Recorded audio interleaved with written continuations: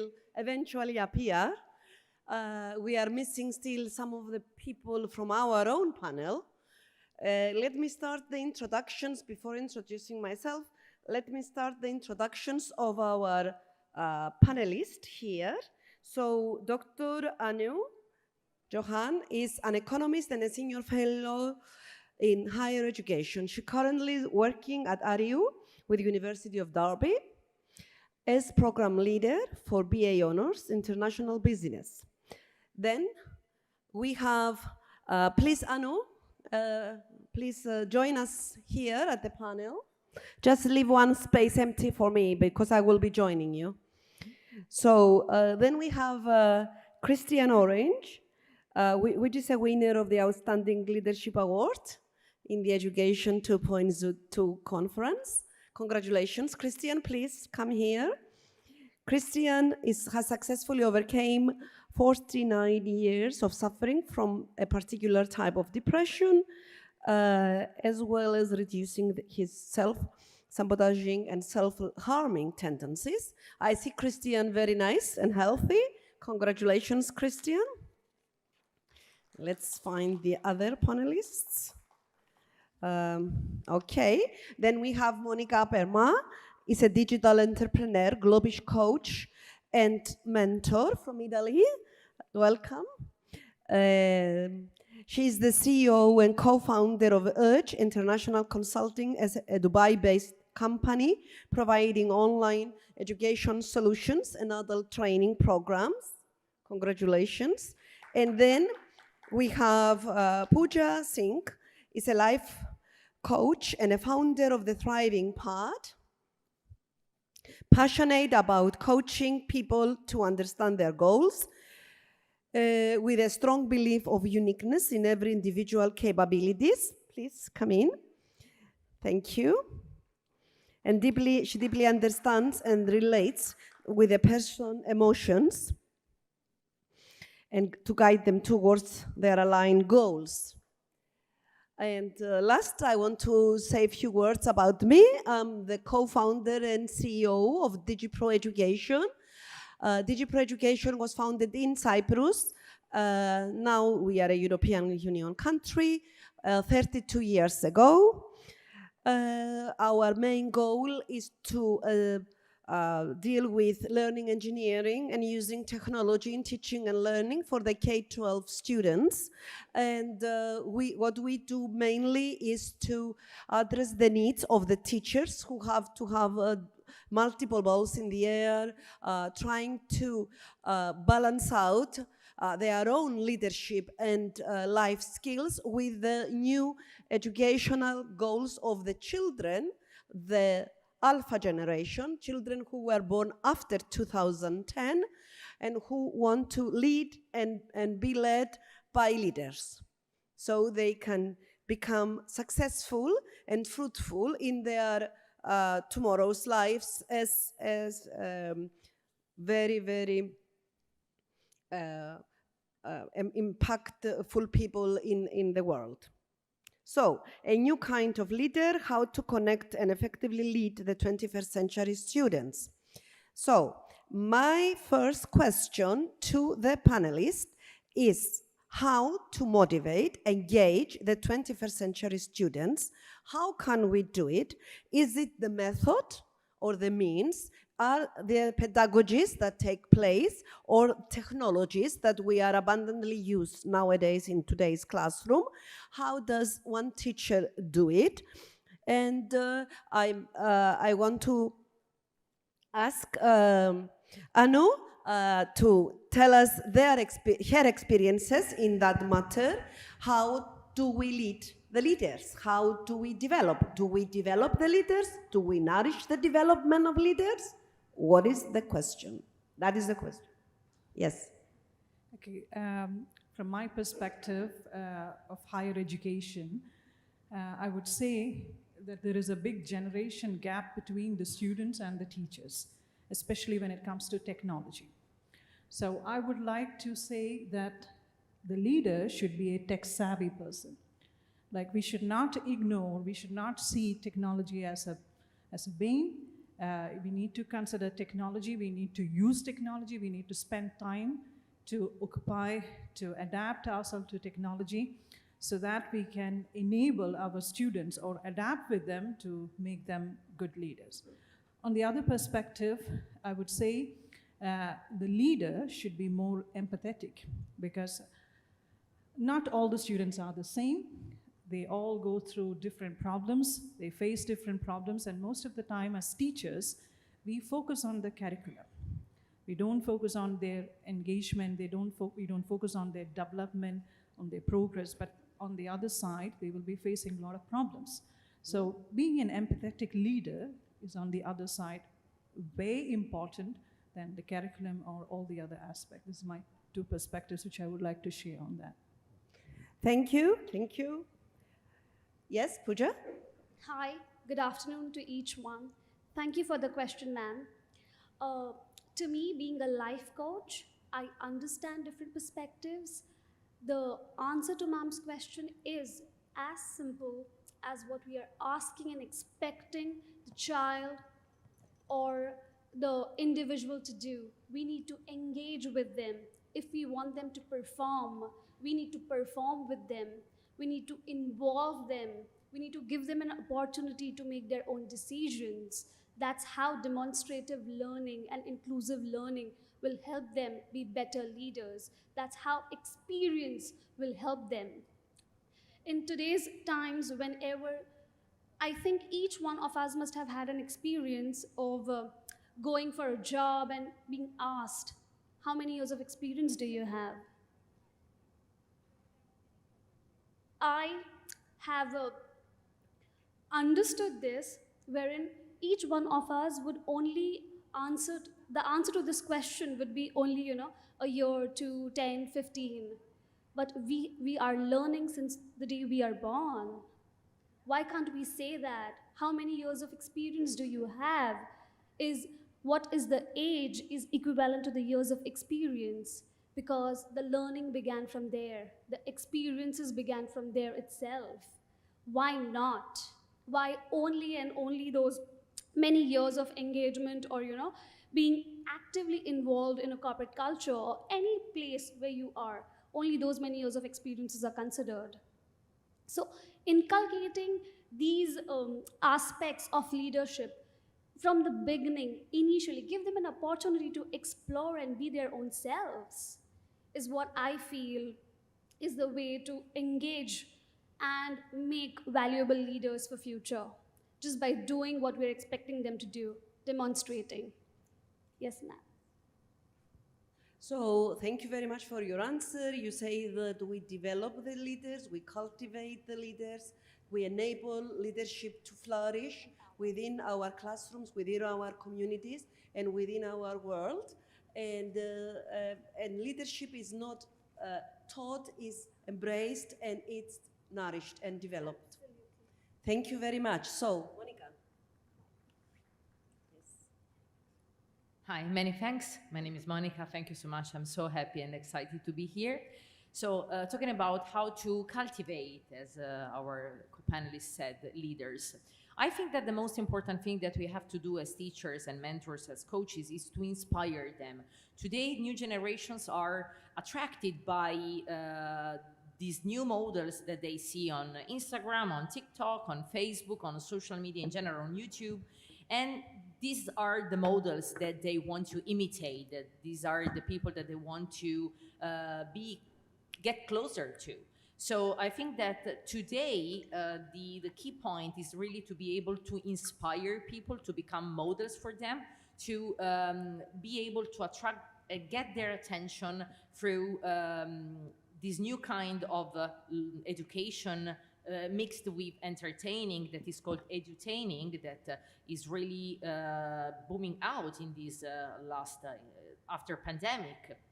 And so I really think that inspiring and becoming models for them is the key in order to attract their attention and be easily followed, listened, and be considered as a new point of reference. Okay, thank you. Very well said. Yes, Christian. Yes, hello everyone. The concept I work with myself, I feel very fond of, is to inspire, encourage teachers to become excellent leaders for themselves first and foremost. And therefore, by being that example, inspire the students to do the same. What I find very interesting about the title, The New Kind of Leader, is that you can interpret it in two ways. For instance, are you a new leader? Well, kind of. Well, that's not the kind of leader I talk about. What I'm talking about are the leaders who are kind, who work with kindness. That's interesting, I think, and important. What exactly is, and that's another question I work with myself and have worked with myself, what is exactly the difference between a new kind of leader and the kind of the leader that we have seen so far? And to me, the difference between the two is captured by one word, and that is resourcefulness. When we look at resourcefulness, then one way to look at it, where we get it from our education, we get it from reading books, we get it from going to seminars and conferences like this, we talk with our colleagues and so on and so forth. Those are what I would say the current resources. What I see as needed for the new kind of leader is to expand that resourcefulness. And then we come to the question, well, if that's the case, if that is true, how to expand it? In the session tomorrow with the panel, it was already mentioned that a few times the word core is mentioned. And that to me is very much the direction to go. It is to go inside and to re-establish a more direct conscious connection with our core. Okay, but then, what is that core? How to find it? How to work with it? And what are the advantages, and what will it eventually be the outcome of it?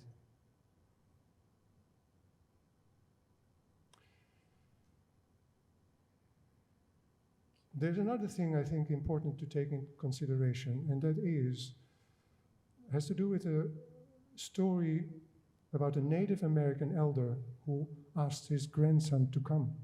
And to put a long story short, he asked the boy, or he pointed out to the boy that in all of us, we have two wolves inside, a happy wolf and a grumpy wolf. And those two are kind of in a battle basically all the time, most of the time. But then the grandfather said to his grandson, well, one of them, and that's the good news, one of them is going to win. And the boy asked, which one? And his grandfather answered, the one you feed. Why am I telling this story is because we all have, and that is scientifically proven, we have a part in our brain that is geared towards survival. It's the reptile brain, particularly the amygdala. This part of the brain is constantly looking for danger and finding ways to make us or feel ourselves safe. One of the ways this part of the brain is operating is to make sure to maintain the status quo. To make sure that to resist change, because change means to step out of your circle of comfort and to step into unknown, and that for that part of the brain is tricky. So what I mean to say with this is that it is not only, in my perspective, important to think about and to explore and to work towards becoming a new kind of leader, it needs to go hand in hand with exploring that particular part in us that is causing the resistance. Thank you. Thank you, Christian, for your insightful views. And now we need to move ahead for the 21st century learning, to the 21st century students and the 21st century teaching techniques.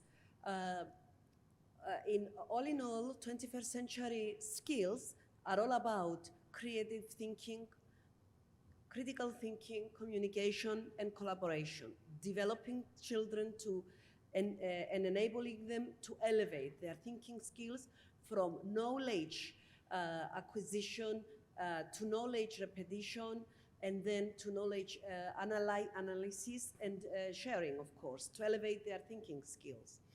So how can we teach children to be more entrepreneurial in their leadership capabilities and acquire expert thinking all in all? Entrepreneurial thinking, of course, we don't mean all about buying and selling something.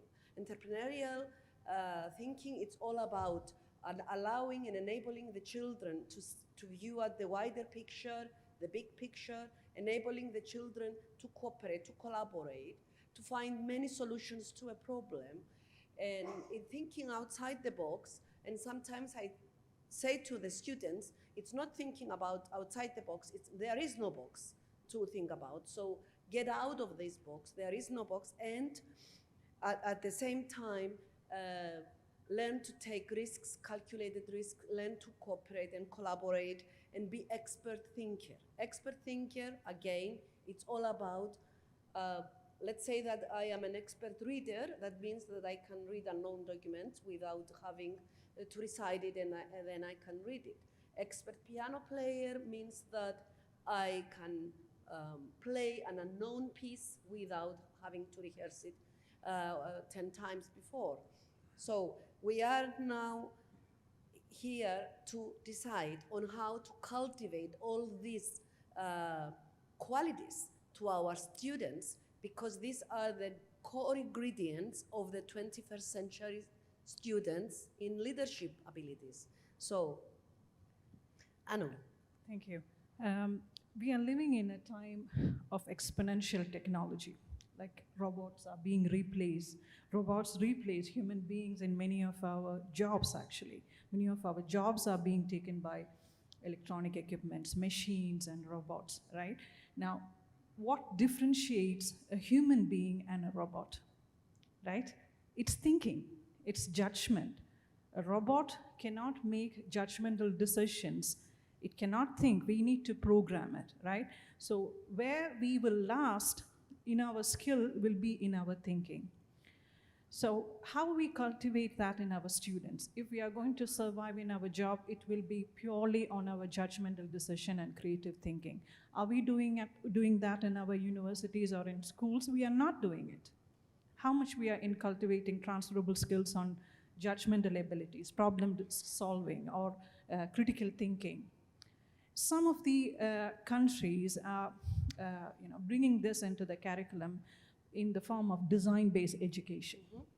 Yeah, so design-based education, I found it as one of the best solutions where you incorporate transferable skills like problem solving, critical thinking, many of the other useful things which are must needed for our students, along with the content, along with the knowledge.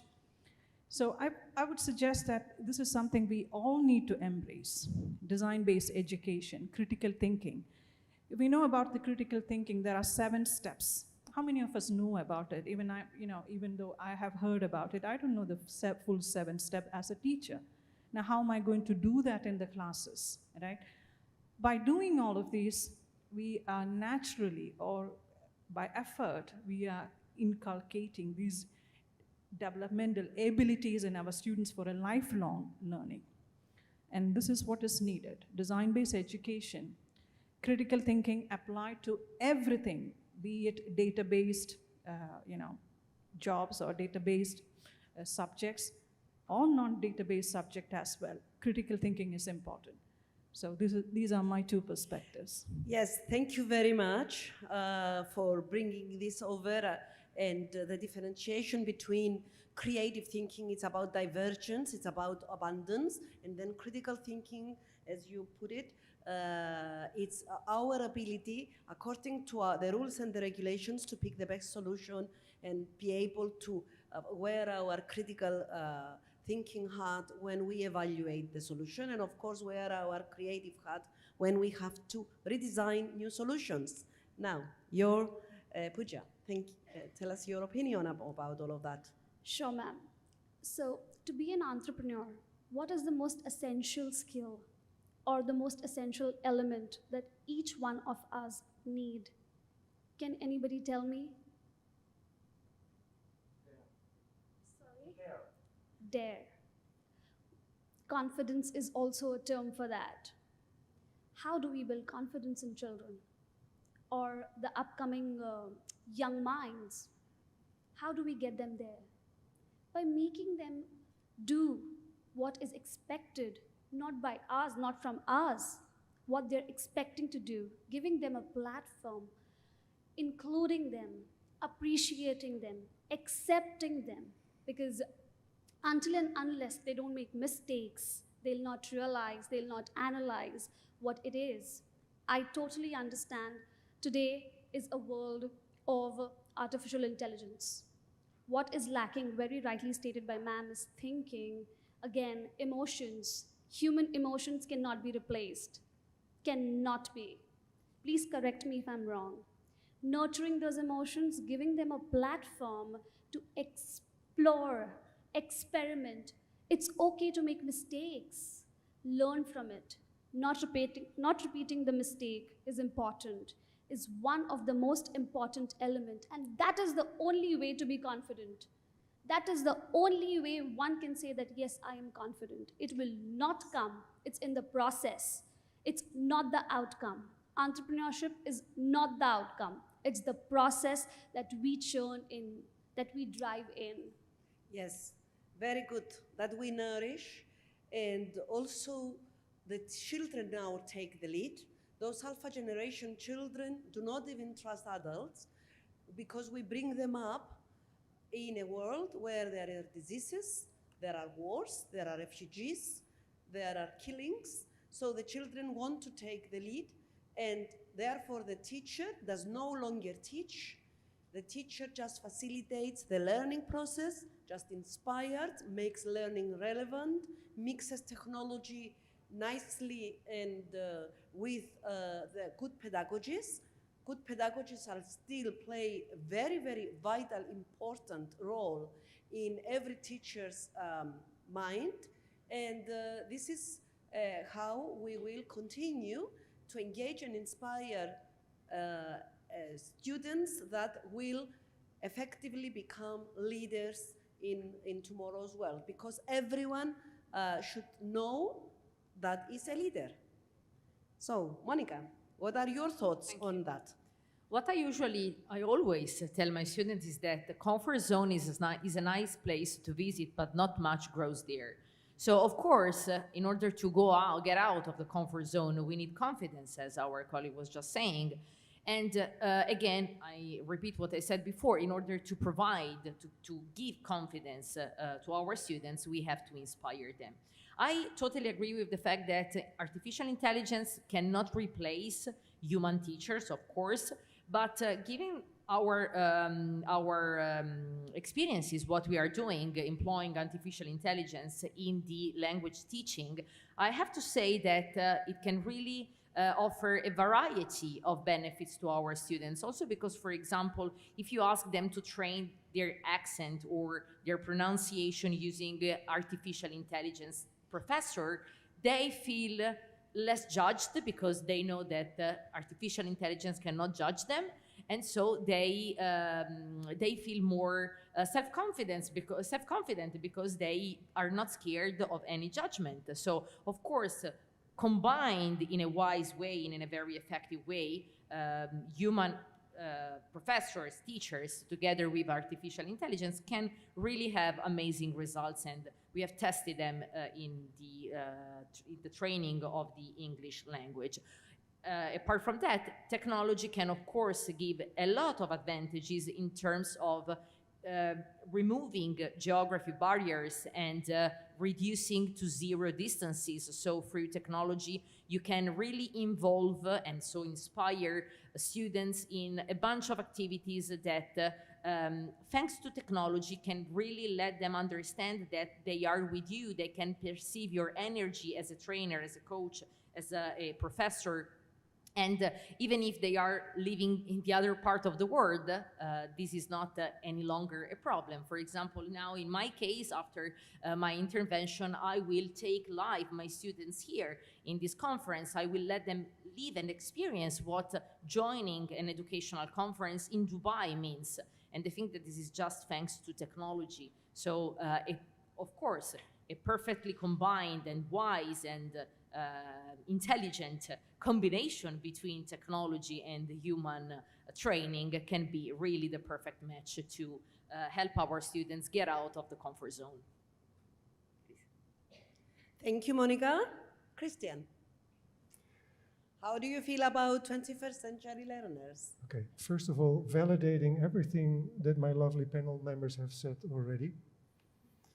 I would like to recall what I said earlier, that in my perspective, to connect with and effectively lead 21st century students is for the teacher to become a leader of excellence for him or herself first and foremost. So I'm known for my non-conventional, controversial approaches. So from that perspective, I would like to leave you with another food of thought, and that has to do with the quote of Albert Einstein. He once said that we can never solve our problems with the same level of thinking with which it has been created. Now, I wonder how many people have took the time to wonder what this exactly means. Let me offer you a hint. It comes back again to going inside and to reconnect more directly and consciously with your own core. Because it is your own core that is the entry point to that higher level of thinking. Thank you, Christian. And I would not feel comfortable leaving this panel session if I didn't mention the streams approach. It started as a STEM approach back during, I believe, Bill Clinton's administration back in the 90s. It's the approach that integrates science, technology, engineering, and mathematics. And now we developed it into, as I said, in the FANECOL streams approach, in the our curriculum, our technology that we've been developing the last 25 years, into streams approach, integrating all disciplines together, science, technology, reading, writing, engineering, art, mathematics, and of course, social and emotional learning. So all of this holistic idea, all of this holistic solution develops and enables children to collaborate, to solve collaboratively their problems, and produce solutions, be engaged, be inspired, be enabled, as my colleague said, to make mistakes, solve the mistakes, continue, and find new challenges and new solutions. So this streams approach, I want my colleagues here to share with us how do they feel about the development of the whole child, how do they feel about the nourishment of leaders through these new technologies, the artificial intelligence in education, the ethical uses of artificial intelligence in education. And I am very happy to say that I am in a IEEE sort of consortium about the ethical uses of AI in education, because it's a big issue right now, as it was back in the 90s, the big data issues. So just very, very briefly, I need your opinions on the streams approach, or even STEM approach, and how do you feel entering and catering for the education for the learners? So in terms of higher education, I'll call it as wholesome learning and a complete learning. Now, let's think about this. You know, if you look at all the terrorists in the world, you know, most of the terrorists in the world, I'm just giving us an example, okay? It's not like a perfect example, but still, the terrorists in the world, we'll see that many chemical engineers are there. Many, other types of engineers and, you know, university graduates are there. Why are they there? They don't know about ethics. They don't know about, you know, corporate social responsibility. There is something missing, right? Putting all the theories, putting all the content and knowledge into practice and giving them a lot of information is not what we need. We need them to know about business ethics. They need to know about, you know, artificial intelligence, how to use it and how not to use it. And if we do not tell that, someone else will tell them how to not to use it or how to use it in a wrong way. So if I say about wholesome learning, I'll say they need to learn everything, be it the streams approach, wholesome learning, complete learning, even if it's in business. If you go for hackathons, technology hackathons, they are entrepreneurs. They need to know how to market their products. They need to know how to calculate, how to do accounting for their projects, right? So they need to have experience for all of this. When they do the projects, they need to know how to do Excel, for example. Of course. How much we give, you know, importance for these kind of small things which can actually enable them. At the end of it, they are not going to, you know, at the end of it, when they are in their career, they are not going to do sine theta and cos theta or algebra. At the end, what survives them is the real life learning, which is channeled through all these content. So I think, you know, its experiences. yes, through experience. So I'm very much for it. Thank you.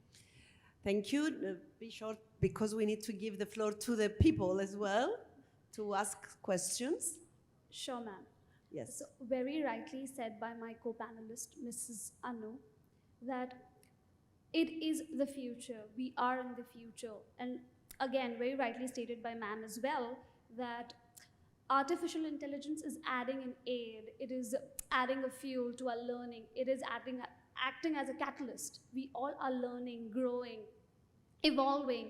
What keeps us to our grounds is our values, our cores. If we know that, if we are aware about it, we individually can set our boundaries. If our students, our children see us as an example that yes, we are setting boundaries and limitations to not to cross it, we all can evolve and thrive using artificial intelligence as an aid. It's person to person, ma'am. Of course, it's an aid, Yeah, and a useful one at that. Yes, Thank you. Monica? So, of course, what I always tell my students is that if we always do the same things, we will always get the same results. So to get new results, we have to do something different. And having created a method that is profoundly interactive, immersive, and experiential, I do think that exploring new frontiers, like the metaverse, for example, can really can really be a game changer. So, in my opinion, we should be able to provide our students new solutions, new environments where they can challenge themselves, because as a matter of fact, in the end, what we want them to do is to become, there is a fly, to become leaders. So in order to give them the chance to become leaders, we have to put them in the conditions to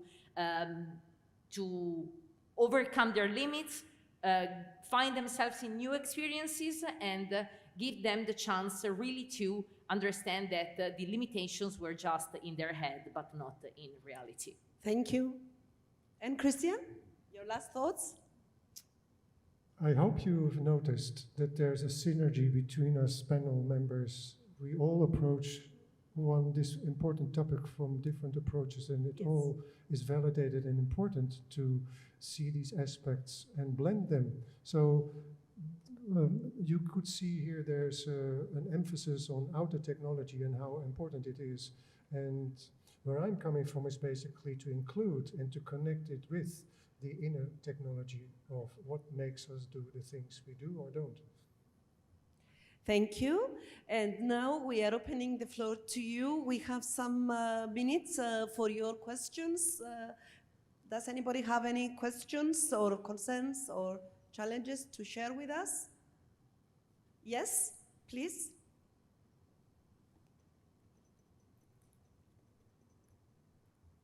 Yes. Good afternoon. It was mentioned that we should allow people to make mistakes. Now, my point is that since the day we started trying to walk, we've been making mistakes all along, learning from them, and we learn to walk. So something has changed from when we were a toddler to when we became adults, and which discourages us from recovering from making mistakes. What do you think about that? What exactly? Who can answer? Who wants to? Yes? I would like Pooja? to go for it. Yes, of course. Sir, I think previously also you came up with a question, if I'm not mistaken. Everything with us is a passive adaptation of what and how we were handled when we were young. Correct me if I'm wrong. Today, any and every evidence and episode in your life is driven by how you were handled when you were a kid. These evidences becomes your reality. It truly reflects in your personality. It becomes your reality. You start carrying this personality. This is an adapted personality. That is why in my learning, in my practice, I always emphasize on the power of passive adaptation. Unfortunately, we don't realize how we are adapting, how we are driven to that path. We don't get an opportunity because we had nobody to guide us or tell us, just be yourself. Just be yourself.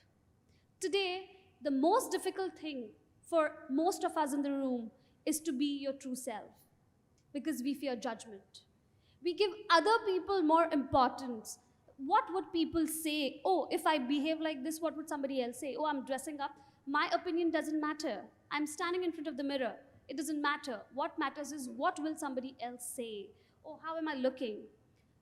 Do you dare to ask yourself, oh, wow, you're looking good. Oh, how do you look, ma'am? Oh, how do you look, sir, in the mirror?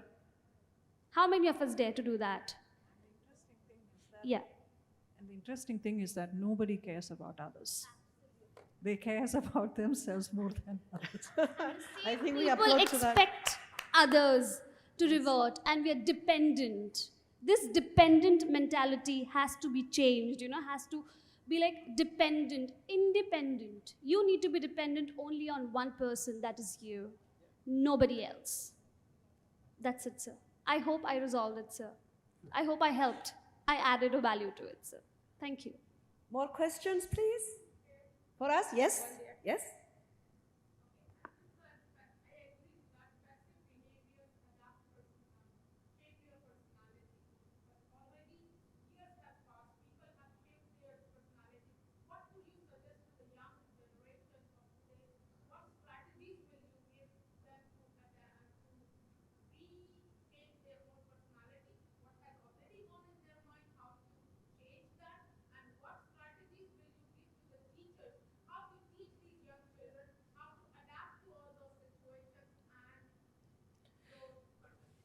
So to paraphrase your concern, ma'am, how to unlearn what they have already learned. Unlearning is a challenge. It is a mindset the child needs to imbibe. It needs a lot of support. It's a process. By giving them the most important and most essential skill is to ask questions. Whenever you are performing or acting or doing anything, whenever you are in an act, ask yourself, why are you doing it? What is making you do that?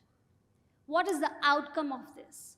Once you have the clarity, once the child, or individually each one of us as well, have the clarity of why we are here, what are we doing here, what is the outcome, you're clear, boom, it's solved, it's resolved. The conflict that gets in there, it's resolved. And coming back to your question, the second part, ma'am, how do teachers, how do coaches aid, right? By just making them comfortable and letting them explore and just letting them be themselves, giving them that ear. How many of us listen to our children?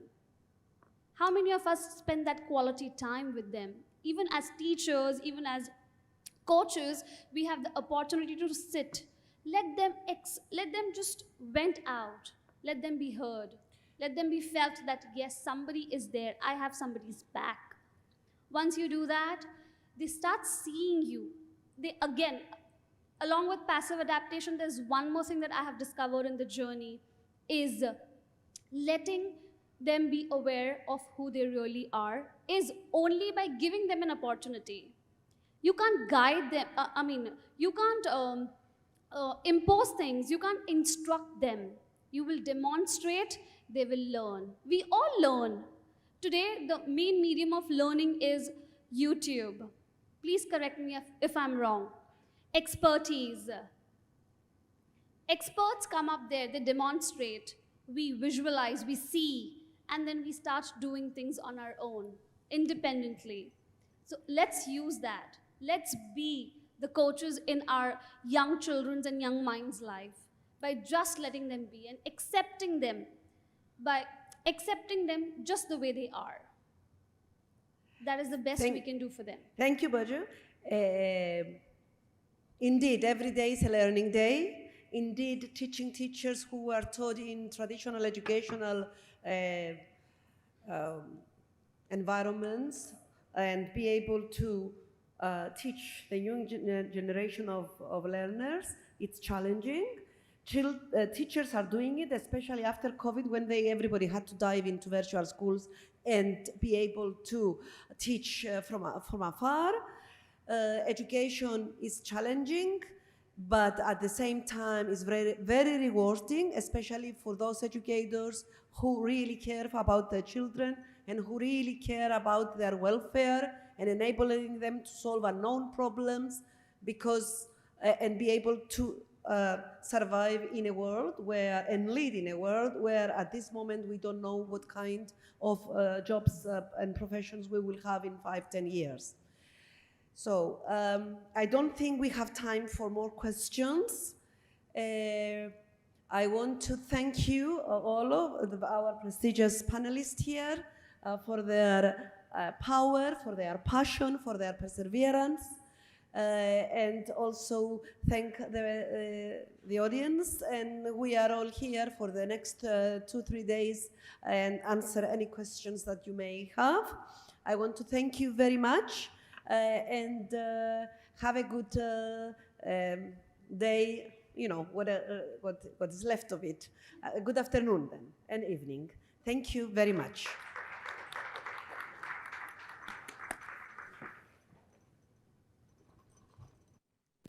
Thank you very much. Please put your hands together, everybody, one more time for our fantastic panel.